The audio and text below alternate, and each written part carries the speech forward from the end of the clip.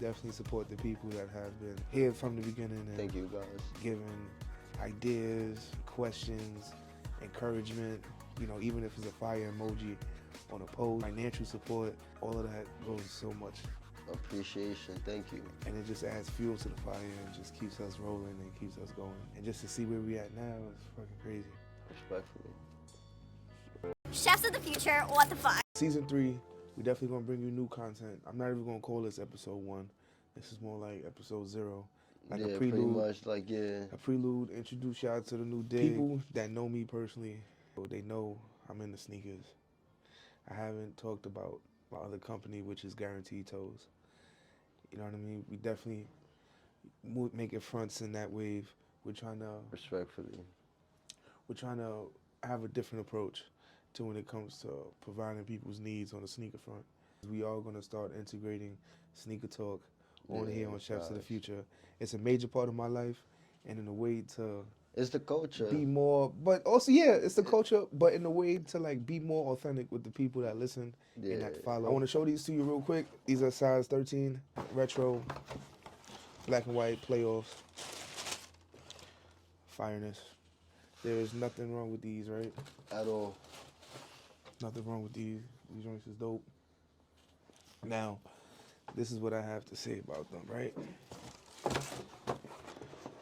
Everything's cool. Everything seems, get these box out of here. Everything seems great about these shoes, right? Dead stock, never been worn. You can lick the bottom, right? Mm-hmm. They're fake. I knew it. I should have said that shit. Yeah. They're fake. Now, this is the reason why this is relevant and the reason why I'm bringing these up to you right now. Because I actually brought these in to add these to the inventory along with, depending on the quality, with other sizes, get a full family run. But, and I was actually pretty impressed with it. I didn't quite care about the all white midsole of these particular shoes. And that's what really didn't have me. So, but I was going to use these as like a day-to-day, you know, beat a pair of sneakers to wear back and forth to work and stuff like that. I got the shoelaces loose enough to put my foot in so I didn't have to struggle. Did all that. I go to put my foot in. I noticed that it says men's size 12. Now that was one of the largest red flags right there. Now, I was like, men's size 12, took a look at the box again. Says men's size 13. So upon closer inspection of the Jumpman and other small details, I come to the conclusion that these are very, very, very good fakes. If not fakes, they're at least UA or replicas. But again, yeah, these are fake. Now, that sucks. And you know, shame on the person who sold these to me. But also shame on me for not doing deeper inspection. The reason why bringing those bum ass fake shoes was relevant is because just as I bought those shoes and I could have possibly sold them to somebody or just as worse, wore them myself and wore fake shoes, would have been the same way. It's just as easy to make a bad sandwich. Yeah, that's a fact. And that ruined your reputation as a cook. Just that simple. Because it's like I tell people and people that talk to me that I've talked to for years, as a person that works in the food industry, right? You're only ever gonna be as good as your last sandwich. No matter if you've been an executive chef for 25, 30 years in some of the most prestigious hotels, restaurants, bakeries, catering halls in the world, it doesn't matter. If you make one bad bologna sandwich one day for a person, guess what? You're the person that made that bad bologna sandwich.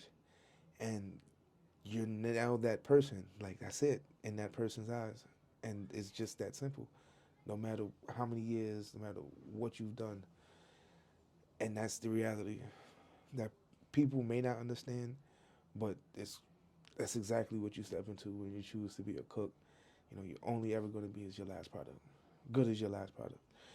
So I'm only ever going to be as authentic as guaranteed, as it says in my name, my company, right, as the last pair of shoes that I sell to the person.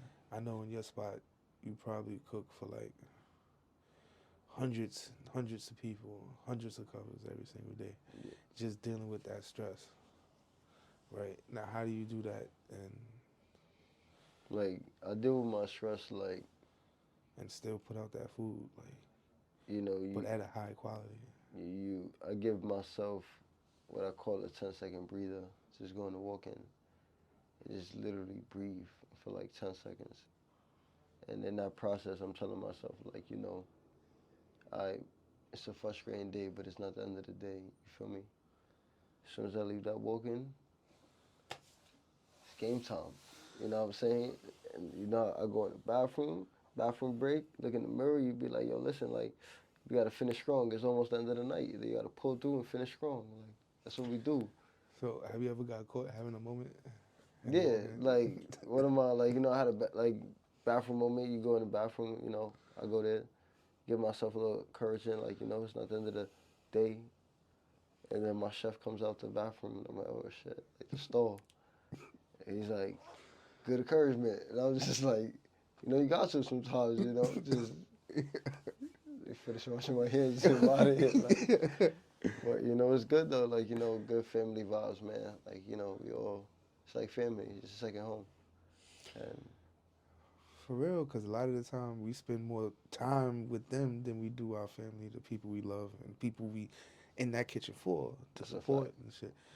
You know, so you build that bond, and when you get fucked and you come out the other end of service, you're about to you cry. have that. Huh? You're about to cry. Nah, I'm just like super, like the light is fucking with me, and the glasses is glaring, and my eyes is watering. But yeah, like yeah, my eyes watering, man. Nah, I love it though. Like, I love it. I love the knowledge, the art, the creativity, the options you were able to do. Like, I can switch the days, or I could just do something on the menu like completely Now I want to different. make you proud of that nigga. Do fuck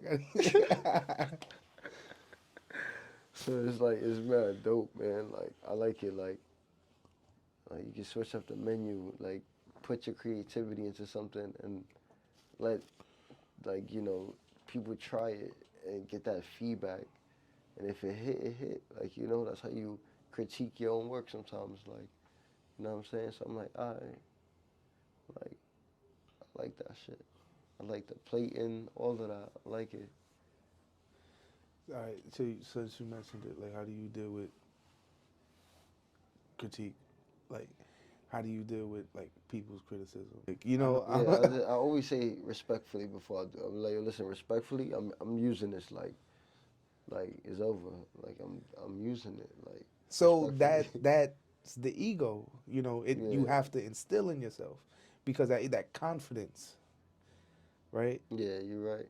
Nah, But honestly, that comes through years of just doing it. You know, like criticism I can take very well. Like you know, cause it's not to offend you in a way. It's for you to understand how to be better at what you do. So you have to learn criticism because you know it's like it's not like criticism can come off harsh, but sometimes what's being said is not like in a way to make a person respond so aggressively. Like it could just be a knowledgeable moment that just might be overheard because the reaction to just impulse, you know. So that's like yeah, it's a learning. Like you learn as you go. And I remember that shit. Like you know, somebody said something. I'm like, what? Like who's this guy? so when I first stepped into the kitchen, right, and or any new kitchen really, it always comes with a certain level of like timidness. I always, it's like, all right, I want to be super respectful because I don't know the boundaries yet. Yeah, I don't know who's cutting borders, who works where, and has been there for 20 years and has all rights to bitch if you know, new person first day come and throw my cutting board someplace. So at least the first day, second day, first week, even I give myself like to find my bearings and find my way, but then also let just myself flow when I step into a new kitchen and shit.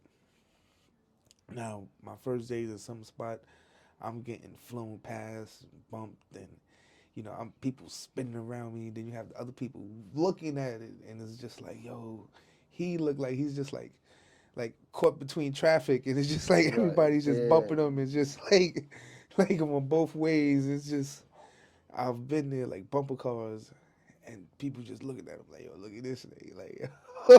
Right. But then it's like, yo, it's not even. I just didn't have a chance to like get relaxed. But then I also don't want to step on nobody's toes because I don't know. The boundaries. Yeah, like, I don't know. Now I realize that I talk a lot like a person that worked a lot in the industry, and when I look at the numbers and I talk to the people, they skew younger. They skew people that want to get into the industry. And the title is called Chefs of the Future. So people's first job is like internship at a hotel or internship at a restaurant. Their first interaction in the kitchen may be something similar to me, bumping around shoulder to shoulder, getting flown past, that timidness, Mm-hmm. and I've had a bunch of first days in the kitchen. You've had a bunch of first days in the kitchen. Like, how do you navigate that first day but be respectful? Like, Like, mm, it's like in the sense of like if my chef probably had a frustrating day, my executive chef, and he decides to bump me the first time, I'll be like, is busy. Boom. If it happens again, you get bumped again. I'm like, all right. Ironically, he's frustrated. And, it's third time, it's like, all right, now you purposely trying to do something for me to get your reaction. So, you tell yourself, like, if a person's doing something purposely, there's no need to respond in no other way but, you know, with good mannerism. So, you kill like you let it be known, like, like, listen, I understand you having a frustrating day, and you know I just don't want to be the person you take your frustration out on. And yeah. but you don't have that conversation on the first day, right? You don't want to show too much weakness. Like, it comes. I think it's like a buffer. That's why I say like the first week. The first week, I feel like you can eat as much shit. Oh It's thrown yeah. your way. You know what I First day, mean? yeah. First day is Yeah, because you don't want what on the first day he's complaining about the work I give yeah. him. No, Like, so on our you first know, day is like like yeah, yeah. training camp. It's like your boot camp. Like, you get embraced into the family. You go through your lions dens. Your days you get thrown into the lions den. You go through your kitchen initiations, I call it. All right. So what was your first? What was your first like kitchen initiation? Like, you know what? All right, this is feels like a I would say on a rush, like it's just a what day, they not my call it. first day, not my first day, but a day. It was like my first week probably, and by like the third, fourth day, I caught the rush and they just threw me there by Like the myself. haze, Like, they hazed you, yeah. yeah, and I Kitchen was hazing. like, oh, so I was dealing with so much pressure. I'm like, all right, it's cool, and I was just telling myself like, all right, it's cool, you know, this is another day, baby. Like, every job has their busiest days, so you tell yourself that shit, you got this, you got this. Like, they going away, but you got this. Like, you got this. But, you do the best you could do, and you do the best you could do, and you dare to do what you do. So, you know, tell yourself, like, it's just, yeah. So, my I'm competitive. I'm sorry, bro. Like I'm not like I love like art is like something that was just competitive to me. Like I love so much. oh yeah, 'cause So with the ego and the confidence and the high demands comes the competitiveness, and it goes hand in hand with the individuals. You have to have with the passion. If yeah, you're dealing with passionate people yeah, that's a fact. that choose to not only make it a Com- career, I mean a job, but it's a career. You know, comes yeah, they tend to be they skew competitive.